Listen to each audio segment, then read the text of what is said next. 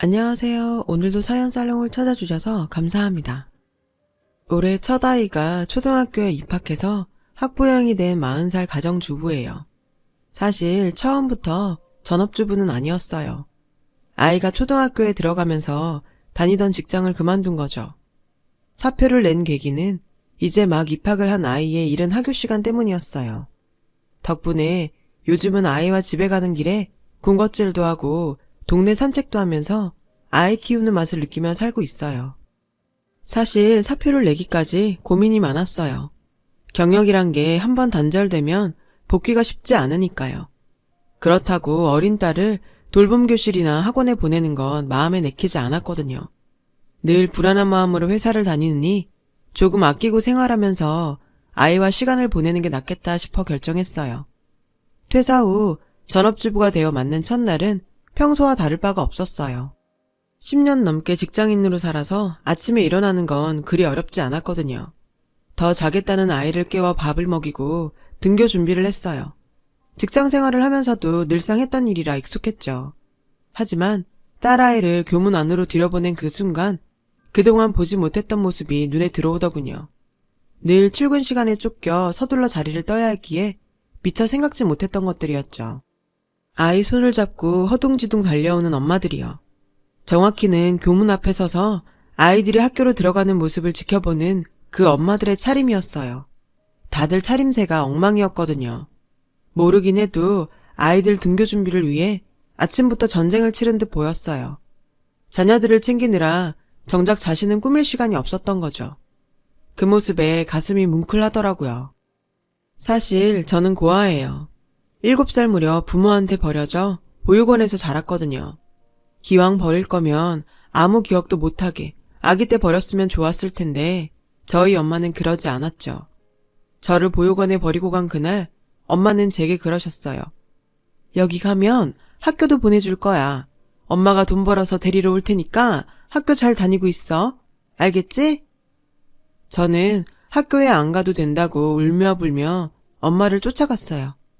하지만 엄마는 그런 저를 끝내 돌아보지도 않은 채 제 눈앞에서 까만 승용차를 타고 떠나버렸죠. 40이 된 지금도 가끔 그날의 기억이 떠오르면 하루 종일 마음이 심란해요. 지금은 그때에 비하면 훨씬 행복한데도 제 마음속엔 아직 엄마한테 버림받은 7살 아이가 외롭게 남아있거든요. 저는 보육원 생활에 적응하지 못했어요. 함께 사는 아이들은 그런 절 따돌렸고 저는 어차피 엄마가 오시면 여길 떠날 거란 생각에 상관없다고 생각하며 계속 겉돌기만 했었죠. 원장님은 그런 저를 늘 마음 아프게 생각했어요. 아마도 엄마를 그리워하는 제 모습이 측은했던 모양이에요. 하지만 전 그럴 때마다 내가 왜 이런 동정을 받아야 하나 불만이었어요. 초등학생 시절 내내 말썽만 부리는 골칫덩이였던 저는 드디어 초등학교 졸업을 앞두게 되었고 어쩌면 엄마가 졸업식에 오지 않을까 하는 신락 같은 희망을 품고 있었어요. 지금도 그날을 생생하게 기억해요. 엄마는 결국 졸업식에 오지 않았거든요. 게다가 저는 친구들은 다 들고 있는 꽃다발도 하나 받지 못한 채 터덜터덜 보육원으로 돌아와야 했어요. 그날 이후로 중학교 입학과 동시에 저는 불량 청소년이 되었어요. 어차피 마음 아파할 부모도 없으니 막 살아도 된다는 이상한 오기가 발동한 거죠. 원장님과 담임선생님은 그런 저를 혼내고 달래며 애를 많이 쓰셨어요. 하지만 당시 저는 모든 어른들이 다 저를 버린 엄마처럼 느껴졌던 탓에 마음의 문을 닫고 말았죠. 그중 제가 가장 싫어했던 부류는 보육원을 찾는 자원봉사자들이었어요. 그들의 선행조차 좋게 받아들일 수 없을 정도로 삐뚤어진 시각을 가지고 있었거든요. 제 눈엔 자원봉사자 모두가 자신들보다 불행한 우리를 보며 자신들의 인생이 상대적으로 행복한 인생이라는 걸 확인하려는 걸로만 보였어요. 그래서 그들이 올 때마다 더 말썽을 부렸죠. 혹여 자원봉사자를 따라온 그들의 아이라도 있으면 야수처럼 달려들어 그 아이를 괴롭히곤 했어요. 덕분에 밤이면 일기보다 반성문을 더 많이 써야 했죠. 세상에서 제가 가장 불행한 아이라고 생각하며 잠들 때마다 엄마를 원망했어요. 그러던 어느 날이었죠. 말썽만 부리던 저에게 어떤 젊은 아줌마가 관심을 보이더라고요. 저는 그 아줌마의 관심이 싫어서 제가 할 수 있는 나쁜 말과 나쁜 짓은 다 했어요. 그런데도 그 아줌마는 그런 저를 입양하겠다고 하지 뭐예요. 원장님은 세상에 이런 기적이 있냐며 너무 기쁜 나머지 눈물까지 흘리셨고, 저는 저처럼 다 큰 아이를 입양하는 데는 뭔가 꿍꿍이가 있을 거라고 의심했어요. 게다가 아줌마 남편은 저를 못마땅하게 생각했거든요. 그 모습에 저는 점점 더 저를 입양하려는 아줌마를 의심하게 되었어요. 하지만 한편으로는 이러나 저러나 달라질 것도 없는 인생, 차라리 입양 가서 사는 것도 괜찮겠다 싶었어요. 한 방에서 여러 아이들과 바글거리며 사는 것도 지겨웠거든요. 그럴 바엔 가정집이 나을 것 같았어요. 저는 입양이 확정되기 전까지 아줌마의 집과 보육원을 오가며 지내야 했어요. 지금도 그때를 생각하면 생생하게 기억나는 게 있어요. 처음 보육원이 아닌 집에 들어가던 날의 기억이죠. 그 느낌을 표현하자면 식판이 아닌 그릇에 밥을 먹는 따뜻함 같은 거였죠. 아줌마가 꾸며놓은 제 방에는 제가 그토록 갖고 싶어 했던 침대와 책상이 있었고, 난생 처음 입어보는 잠옷이 있었어요. 솔직히 좋았어요. 저를 입양하겠다는 아줌마와 아저씨 마음보다 제 방에 있다는 게 그렇게 좋을 수가 없었죠. 그래서 그날 이후 저는 이 집에서 살아야겠다고 결심을 했어요. 그리고는 완전히 다른 아이가 되었어요. 한마디로 연극을 시작했던 거죠. 나를 입양해서 좋은 사람이라 칭찬받길 원하는 저들의 소원을 이루어주기로 했던 거예요. 그러기 위해서 저는 누구보다 불쌍하고 착한 아이가 되어야 했어요. 그렇게 해서 다른 아이들처럼 누릴 건 누리고 살겠다고 생각했거든요. 그리고 그 연극은 대성공이었어요. 아줌마는 세상을 향해 가시만 세웠던 제가 당신의 사랑과 보살핌으로 온순한 아이가 되었다고 생각했고, 저를 끊임없이 불쌍하게 생각하며 말도 하기 전에 많은 것을 해주려고 했거든요. 하지만 제 연기는 오래가지 못했어요. 사람이 하루아침에 바뀔 수는 없잖아요. 저는 집에선 가면을 쓰고 살았지만 학교와 밖에서는 제 본성대로 살았고, 그런 저를 하늘이 괘씸하게 봤는지 교내에서 패싸움을 일으켜 제 본 모습이 양부모한테 까발려지고 말았거든요. 파양한다고 하면 어쩌지? 어쩌긴 뭘 어째. 다시 예전처럼 사는 거지. 차라리 잘 됐어. 그냥 하고 싶은 대로 살자. 저는 학교에 불려온 양부모 옆에서 앞으로 일어날 일을 상상하며 마음을 단단히 먹었어요. 그런데 그런 제 앞에서 도저히 믿을 수 없는 일이 벌어졌지 뭐예요. 선생님, 우리 애가 얼마나 착한데요. 패싸움이라뇨. 분명 억울하게 휘말린 겁니다. 가뜩이나 학교에서 보육원 출신이라고 애들이 가만두지 않는 것 같아서 내내 신경 쓰고 있었어요. 도대체 학교에선 애들 관리를 어떻게 하길래 이런 억울한 일이 다 생깁니까? 아줌마는 담임선생님과 교장선생님께 큰 소리를 치며 저를 옹호했고, 아저씨는 그런 아줌마를 진정시키느라 애를 썼죠. 하지만 소용없었어요. 아줌마는 저를 지키기 위해 필사적이었거든요. 그 모습은 저에게 신선한 충격으로 다가왔어요. 처음으로 세상에 내 편이 생긴 것 같은 기분이 들 정도였죠. 그날 저녁이었어요. 아줌마는 소고기를 구워주며 제게 다 괜찮으니 아무 걱정 말라고 하셨어요. 그 모습에 양심에 찔려서 마음이 조금 불편하더라고요. 그래서 전 양부모 앞에서 무릎을 꿇고 용서를 빌었어요. 죄송해요. 사실 패싸움에 휘말린 게 아니에요. 제가 주동했어요. 여기 살고 싶어서 착한 애인 척 연기했던 거예요. 사실은 저 그렇게 좋은 애 아니에요. 이번 일만 해도 그렇고요. 제게 잘해주셨는데 속여서 죄송해요. 다시 보육원에 가라고 하셔도 돼요. 다 제 잘못이니까 그래도 돼요. 그 순간 나도 모르게 눈물이 났어요. 그 눈물이 보육원으로 돌아가고 싶지 않아서였는지 아니면 아줌마한테 미안해서 그랬는지 잘은 모르겠지만 눈물이 멈추지 않았어요. 그때였어요. 일어나. 이 사람은 몰라도 난 이미 다 알고 있었다. 그래서 솔직히 넌 별로였어. 그런데 지금 보니까 네가 영 틀려먹은 애 같지는 않구나. 그거면 됐다. 나도 그렇고 이 사람도 그렇고 절대로 널 다시 보육원에 보내는 일은 없어. 그건 내가 약속할 수 있다. 부모 자식 인연이 어디 보통 인연이냐? 비록 우리가 피는 섞이진 않았지만 이렇게 만난 것도 운명이야. 그러니 이제부턴 아줌마 아저씨라고 하지 말고 엄마 아빠라고 해. 아, 강요하는 건 아니다. 비록 아저씨의 말투는 무뚝뚝했지만 참 따뜻했어요. 그리고 그날 이후 우리는 정말로 조금씩 진짜 가족이 되어갔어요. 그리고 놀라운 변화는 처음엔 그렇게 무뚝뚝하던 아저씨가 딸바보가 되었다는 거예요. 중3 때부터 저는 본격적으로 정신을 차리고 공부를 시작했고 처음으로 공부가 재밌다는 생각을 하게 되었어요. 그리고 그 결과는 성적표에 고스란히 나타났고요. 전교 하위권이던 제가 성적이 급상승하자 학교에선 저에게 커닝한 것이 아니냐고 의심했고 딸바보로 거듭난 아저씨, 아니 저희 아빠는 학교를 상대로 싸움을 벌이기 시작했어요. 결국 아빠의 상화에 선생님들 앞에서 제 시험을 쳤어요. 제 실력이라는 게 증명되면 누명을 벗는 건 물론이고 저를 의심했던 선생님들이 단체로 제게 사과를 하는 게 조건이었죠. 그날 저녁 저는 처음으로 어른들한테 사과를 받아봤어요. 그게 진심이든 아니든 이래서 아이는 부모의 그늘이 필요한 거구나 생각하며 새삼 저를 위해 나서준 아빠가 너무 고마웠어요. 그래서 저는 고마움을 보답하려 인문계 고등학교에 진학을 했고 본격적으로 공부를 시작하게 됐어요. 아침이면 늘 따뜻한 밥을 차려주는 엄마가 있었고 야간 자율학습이 끝날 시간에 맞춰 저를 데리러 오는 아빠가 있었기에 외롭거나 힘들지 않았어요. 고등학교에 들어가 사귄 친구들은 저희 과거는 물론이고 제가 입양하라는 사실조차 알지 못했고요.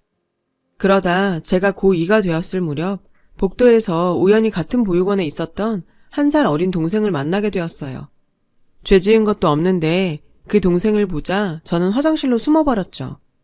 동생은 그런 저를 본 듯 찾아다니는 눈치였어요. 여태 잘 다녔던 학교에서 저의 과거가 드러날까봐 두려웠어요. 하지만 이런 제 마음을 알 리 없는 동생은 끝끝내 2학년 복도를 뒤지며 저를 아는 친구들에게 제 얘기를 떠벌리고 다녔죠. 그렇게 집에서 사랑받는 외동딸인 척 하더니 고아였어? 그러니까 정말 소름 끼치지 않냐?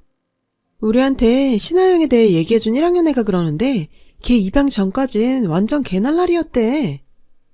제 귀까지 들리는 저의 소문에 저는 학교가 지옥같이 느껴졌어요. 그렇다고 부모님께 이 얘기를 할 수도 없고 내 발로 지옥까지 걸어가는 등굣길은 정말이지 고역이었어요.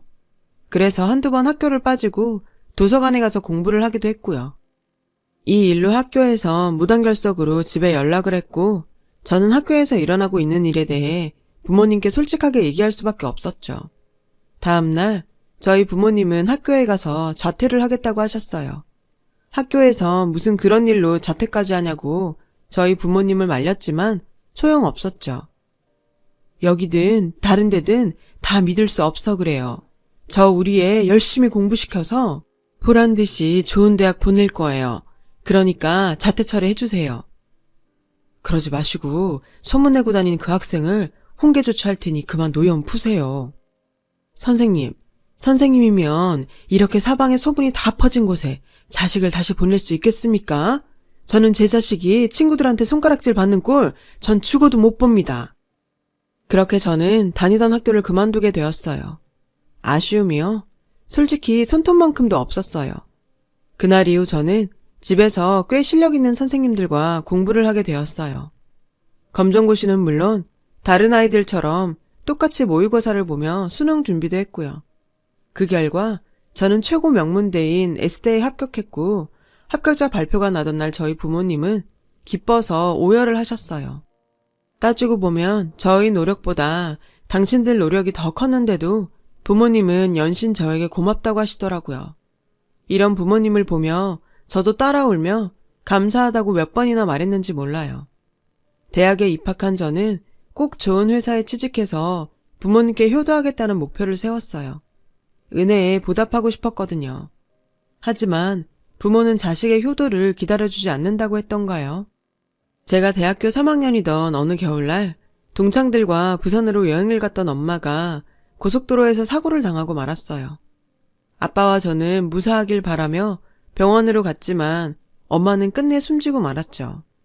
엄마를 무척 사랑했던 아빠는 한순간에 무너졌고 그런 아빠 옆에서 저는 아무것도 할 수 없었어요. 아빠는 장례를 치르는 내내 잠도 자지 않고 먹지도 않으며 망부석이 되셨죠. 그런 아빠를 보니 만약 내가 두 분의 친딸이었다면 조금은 더 위안이 되지 않았을까 하는 생각이 들었어요. 아빠가 이렇게 힘들어 하시는데 아무 도움이 못 되는 것 같아 죄송했거든요. 엄마도 안 계시는 집에서 아빠한테 부담드리면 살 순 없겠다고 생각했어요. 그래서 휴학하고 집을 나가겠다고 했죠. 지금까지 키워주셔서 감사드리고 그 은혜는 잊지 않고 보답하겠다고요. 그러자 한참을 아무 말 없이 제 얘기를 듣고 있던 아빠는 저를 붙들고 가지 말라며 큰 소리로 우셨어요. 이젠 가족이라고 너랑 나뿐인데 가긴 어딜 가? 학교도 그냥 다녀. 마음 안 잡혀도 그냥 다녀. 너 하나는 내가 지키고 살 수 있어. 너 시집가는 날 아빠가 꼭 내 손잡고 식장에 들어갈 거야. 그러니까 지금 내가 한 얘기는 못 들은 걸로 하마. 그날 이후 아빠는 울보가 되셨어요. 엄마가 보고 싶어서 울고 제 걱정이 돼서 울고 앞으로 혼자 살아갈 시간이 암담해서 또 우셨어요. 툭하면 큰소리치고 무뚝뚝하기만 했던 예전의 아빠는 어디로 가고 울보에 겁 많은 쫄보가 되어선 점점 여린 사람이 되어가셨죠. 서툰 요리 솜씨와 살림 솜씨지만 저와 아빠는 엄마의 빈자리를 채우며 각자의 위치에서 최선을 다했어요. 대학을 졸업한 저는 원하는 대기업 IT 업계에 취직을 하게 되었어요. 제 합격 소식을 들은 아빠는 장하다고 엄마도 좋아할 거라며 울컥하셨죠. 이제 아빠는 우리 딸이 좋은 짝 만나서 시집가는 것만 보면 소원이었겠다. 저는 그게 무슨 소리냐며 평생 아빠와 함께 살 거라고 말했어요. 그리고 그건 거짓말이 아니었어요. 혼자 남겨질 아빠 걱정에 저는 일찍 결혼할 생각은 없었어요. 하지만 인연은 제 마음대로 되는 게 아니었죠. 입사한 지 8개월쯤 되자 제 마음이 움직이는 사람을 만나게 됐거든요. 가볍게 시작한 만남은 3년을 넘겼고 드디어 청혼을 받게 되었죠. 아빠 걱정에 제가 망설이자 아빠는 이제야 비로소 당신이 할 일을 끝내게 됐다며 앞으론 여행이나 다니면서 살겠다시며 저를 응원하셨어요. 덕분에 저는 남자친구의 부모님을 찾아뵙게 되었고요. 어서 와요. 내가 얼마나 궁금했는지 몰라요. 그의 어머니는 예쁘고 상냥하며 친절한 분이셨어요. 아버지 또한 다정하고 유머가 있으신 분이라 첫 만남인데도 화기애애한 분위기에서 뵐 수 있었죠. 저희는 순조롭게 상견례를 마쳤고 본격적으로 결혼 준비를 시작했어요. 남들은 결혼 준비를 하면서 그렇게 싸운다는데 저희는 그런 것도 없이 순조롭게 진행해 나갔어요. 그렇게 결혼식을 한 달쯤 앞둔 어느 날 뜻밖의 일이 벌어지고 말았어요. 남자친구가 할 얘기가 있다고 해서 약속 장소로 나갔더니 그 자리에 중년 여자분이 나와 계시더라고요. 그런데 글쎄 그분이 제 친엄마라는 거예요. 저는 믿을 수가 없었죠. 친엄마라면서 저를 찾아온 것도 아니고 남자친구한테 먼저 찾아갔다는 게 상식적으로 이해가 안 됐거든요. 남자친구는 제가 입양하라는 사실을 알고 있어서 큰 문제는 아니었지만 그렇다고 지금껏 아무 연락 없다가 갑자기 불쑥 나타나니 당황하지 않을 수가 없더라고요.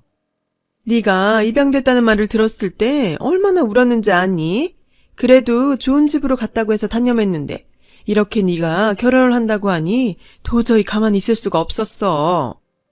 친엄마의 말은 조금도 제 가슴에 닿지 않았어요. 그렇게 기다릴 땐 안 오더니 결혼한다니까 이제야 나타난 것부터 마음에 들지 않았거든요. 그래서 저는 친엄마를 받아들일 수 없었어요. 이번 생에 제 엄마는 하늘나라로 가신 엄마 한 사람뿐이라고 생각했죠. 하지만 핏줄이란 게 정말 당기는 건지 생각처럼 친엄마를 완전히 밀어낼 수는 없더라고요.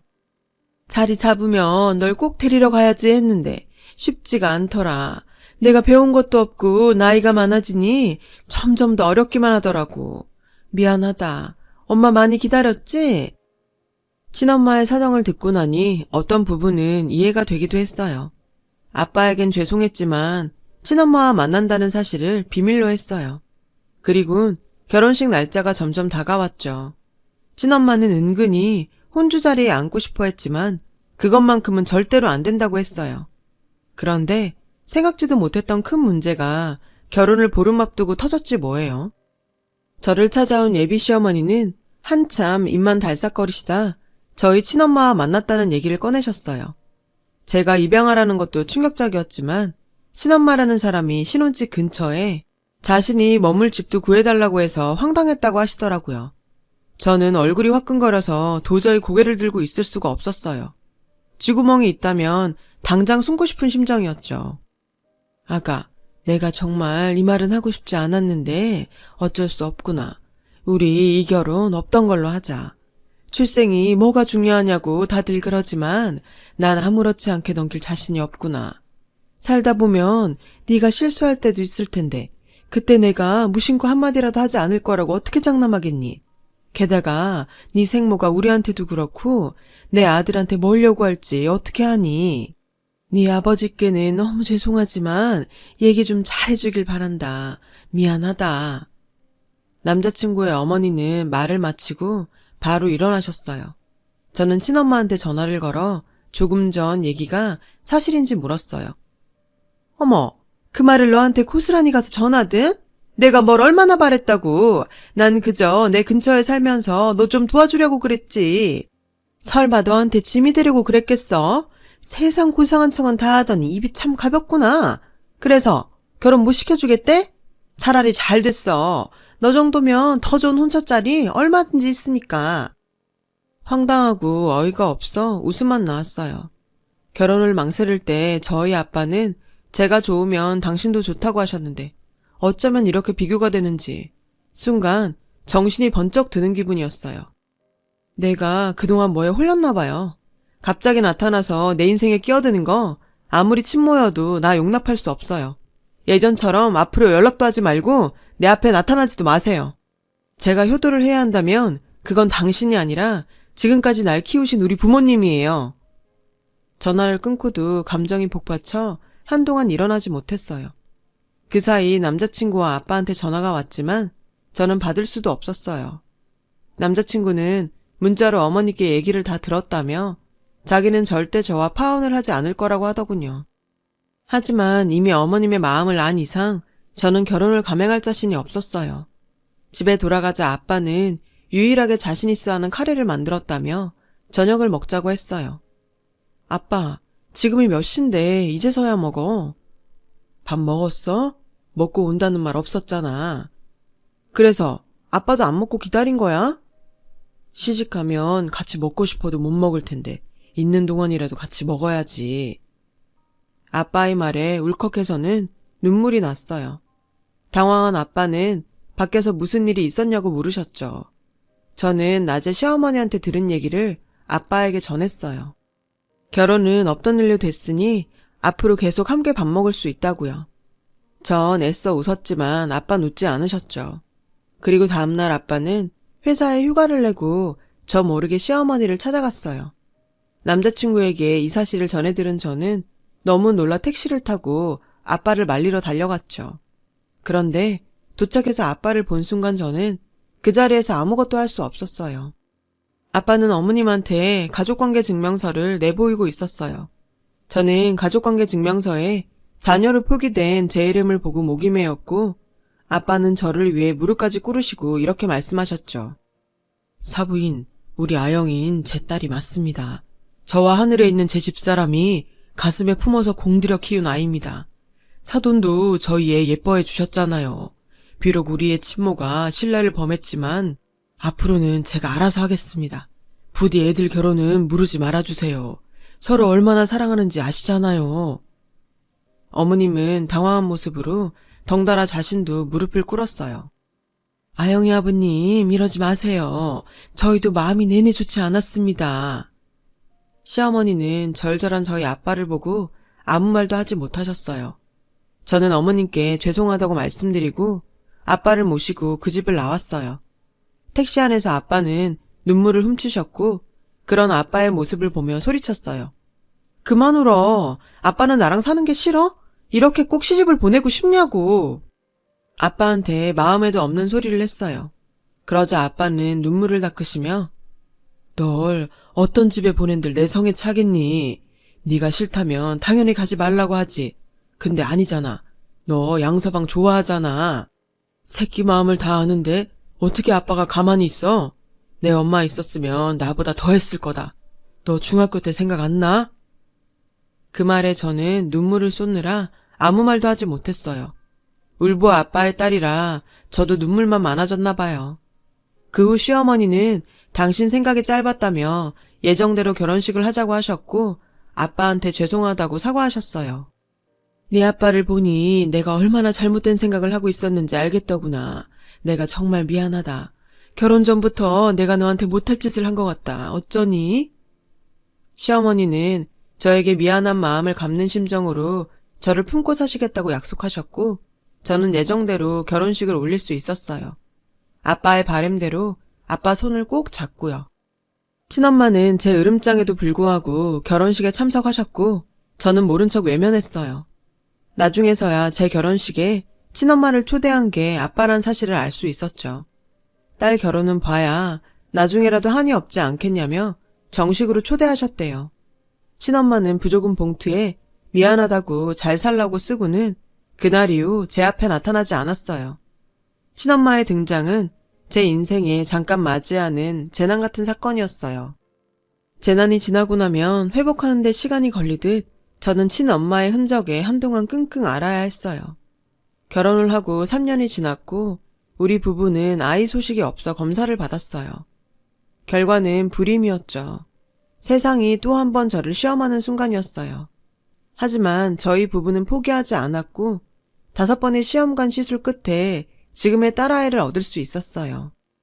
아빠는 그때 정년퇴임을 하시고 부처님께 기도하는 마음으로 산속 암자에 들어가 수행을 하고 계셨는데 제 임신 성공 소식에 단번에 짐을 싸 돌아오셨지 뭐예요.